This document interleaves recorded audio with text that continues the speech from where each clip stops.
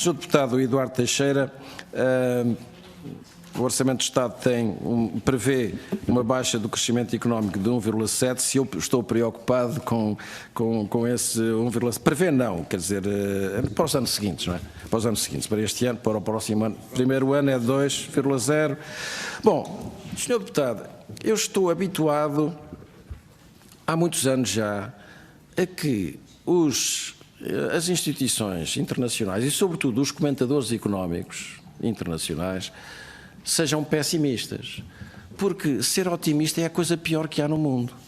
Um comentador ou uma instância internacional que seja otimista, quer dizer, se porventura não se confirma a previsão otimista, é o descrédito total da instituição, é o descrédito do comentador. Se o comentário foi pessimista, já ninguém se lembra. Se o resultado for acima do previsto, já ninguém se lembra. Toda a gente se esqueceu, ninguém é criticado por isso. Portanto,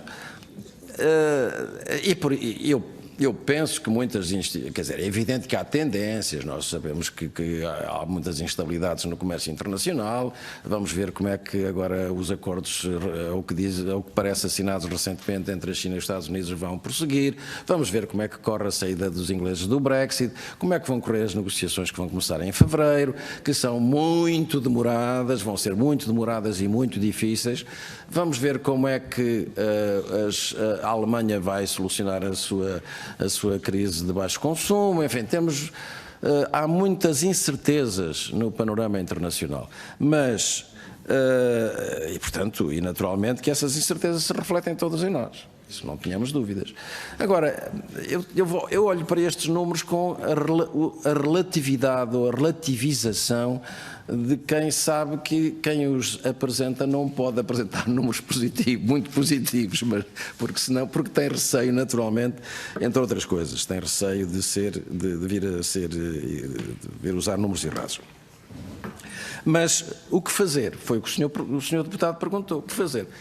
Olha, Sr. Deputado, o mais importante de tudo é a estabilidade. E os 4 anos passados e a intervenção do Presidente da República, quando referiu insistentemente, quase obsessivamente, a palavra estabilidade, é um fator da maior importância. Não há economia que progrida se há laivos de instabilidade. Quer dizer, não é possível.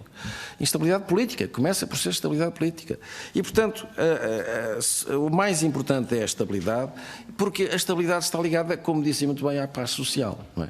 Quer dizer, a paz social vem da estabilidade. Podemos discutir, podemos serrar para um lado e para o outro, podemos negociar, podemos não negociar, podemos romper. Tudo isso pode acontecer e tudo isso acontece. Mas, desde que haja estabilidade, é o mais importante. Legislação do trabalho, nós tivemos, sobre a legislação do trabalho, quer dizer, nós não podemos andar todos os anos a mudar as leis do trabalho, não é? Houve uma grande mudança da legislação do trabalho na última legislatura. Essa mudança foi aprovada no ano terminal da legislatura. Boa ou má, eu penso que é genericamente boa essa mudança. Não podemos estar constantemente a fazer alterações da lei do trabalho, porque isso é mais um dos tais fatores que geram instabilidades. Eu reconheço, sei perfeitamente que muitos parceiros sociais eventualmente não se reconhecem em algumas das mudanças legislativas, mas a verdade é que estarmos a abrir uma frente de instabilidade não me parece que seja bom para ninguém e muito menos para o país. Requisitos de paz social, discriminação entre o setor público e o setor privado. A matéria dos 635 euros, os 635 euros do setor público não foram debatidos no Conselho Económico e Social, porque são da alçada do Governo e, portanto, funciona o Ministério das Finanças. Bom, agora, naturalmente, eu suponho que todos os parceiros sentiram algum desconforto com essa diferença, não é? Não houve não houve nenhuma cena grave de desconforto, mas porque sempre se pensou, bom, 635 para o setor público, quer dizer, há aqui uma diferenciação, mas ainda bem, porque o setor privado também depois tem aí um pé para poder fazer o catching up, não é? O upgrading. Ora bem, mas não foi tema sequer que fosse discutido, ou foi mencionado. Em várias reuniões foi mencionado, mas não houve nunca uma discussão temática, porque não podia haver. A CPCS não tinha essa competência. Setores não representados, serviços, sindicatos independentes, como vê, as grandes empresas, quer dizer, há 200 mil funcionários da construção civil e não sei quantas empresas da construção civil que já estiveram representadas e que agora não estão representadas, parece que vão voltar a estar representadas na CIP, esperemos. Há 160 mil trabalhadores das empresas de distribuição, de grande distribuição, e as empresas de grande distribuição, sempre que há uma recomposição do SES, requerem a entrada dessas empresas no SES.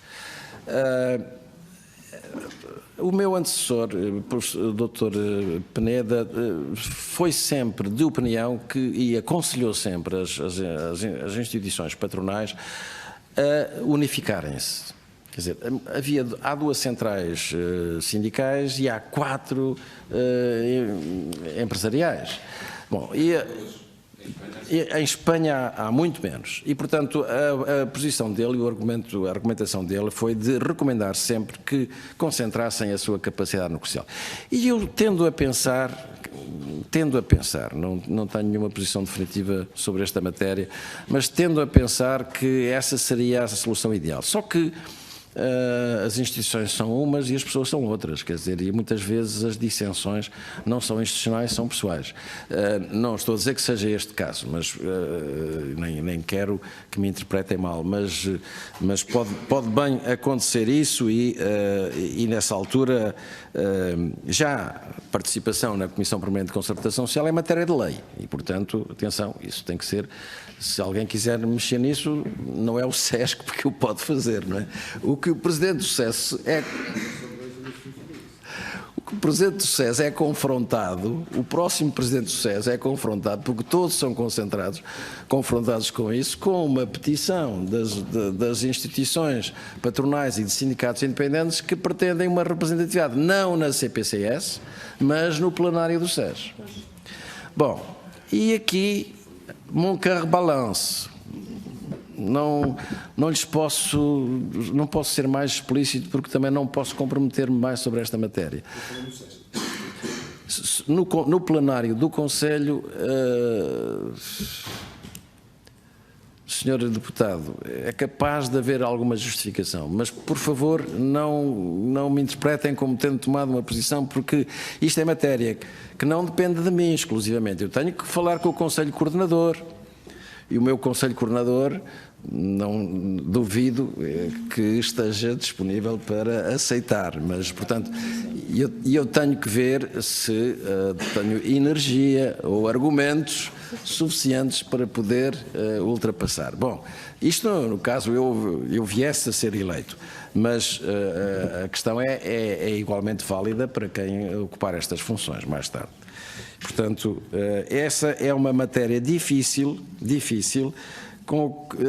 Nós temos tentado resolver matérias semelhantes a estas, por exemplo, representação de pensionistas, reformados e idosos. Nós temos conseguido fazer uma rotatividade. Não tem sido fácil, mas mesmo assim, ao fim de algum tempo, neste momento até há uma rotatividade de 6 em 6 meses ou de 4 em 4? 6 em 6? De 4 em 4, imaginem. Uma rotatividade tão intensa, ciclos tão pequenos. Mas foi a única forma de termos uma presença de todos. Eu defendi sempre o ponto de vista que a representatividade dos parceiros sociais é uma representatividade inclusiva e nunca exclusiva. Eu não posso aceitar que um seja representativo e outro, só porque tem um bocadinho, ganhe a presença, por critérios, e neste caso são os do Presidente, ainda por cima, é uma decisão pessoal, e é praticamente irrecorrível, porque recorre-se para o Conselho Coordenador e depois recorre-se para o plenário, quer dizer, eu acho que é muito difícil, mas eu não posso entender que, e a minha interpretação tem sido sempre a da inclusividade e não a da exclusão. Eu acho que quem for escolhido não pode sê-lo para excluir outros. Deve ser para partilhar com outros que surjam, e tem sido isso, e tem sido entendido, não tenho razões de queixa.